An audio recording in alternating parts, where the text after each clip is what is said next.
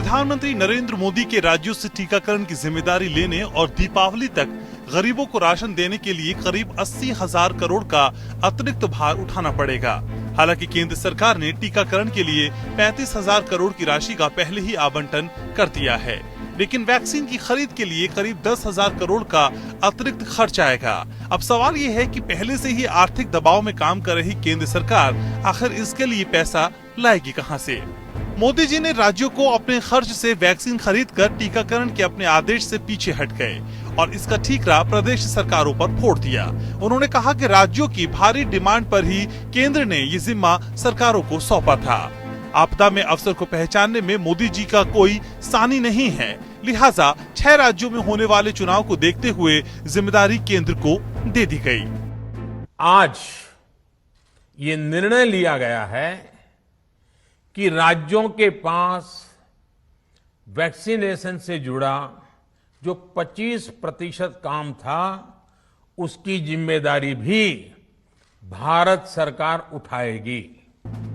Bloomberg की report के मुताबिक रिजर्व बैंक ऑफ इंडिया ने 99,000 करोड़ रुपए लाभांश के रूप में दिया है। इसके अलावा सरकारी संपत्तियों की बिक्री से भी सरकार को आय की आशा है। ऐसे में अगर अतिरिक्त खर्च को भी जोड़ लिया जाए तो प्रधानमंत्री गरीब कल्याण अन्न योजना के तहत नवंबर तक मुफ्त राशन उपलब्ध कराने में सरकार को 1,13,000 करोड़ का व्यय करना पड़ेगा।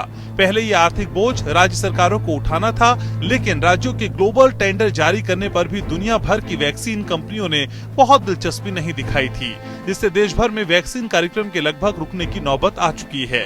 हालात ये है कि वैक्सीन उत्पादक देश होने के बावजूद भारत कई अफ्रीकी देशों से भी टीकाकरण के मामले में पीछे चल रहा है। वैक्सीन के मामले में राज्यों के हाथ खड़े करने के बाद मोदी सरकार को भारी बदनामी झेलनी पड़ रही थी।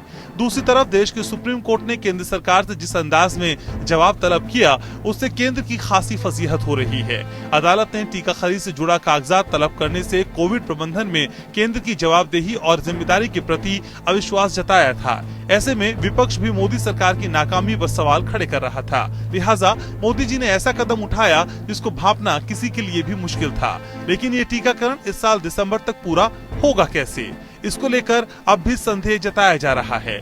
सरकार ने अदालत में ये भरोसा दिया था, लेकिन जानकारों के मुताबिक इस लक्ष्य को पाने के लिए 6 गुना ज्यादा तेजी से टीकाकरण करना पड़ेगा।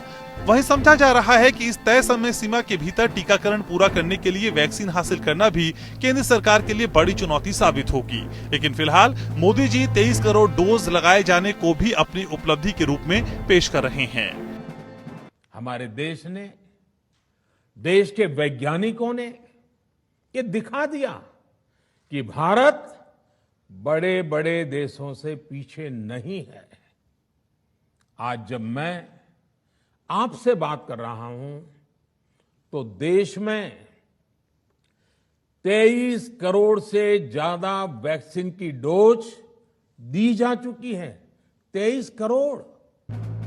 लेकिन फिलहाल बीजेपी मोदी के इस ऐलान को चुनावी मुद्दा बनाने की तैयारी में है। पार्टी ये संदेश देना चाहती है कि मोदी हमेशा संकट के वक्त भी पीछे हटे बगैर सामने आकर देश का नेतृत्व करते हैं। ये अलग बात है कि कहा जा रहा है कि दूसरी लहर के आते ही भय प्रकट दीन दयाला।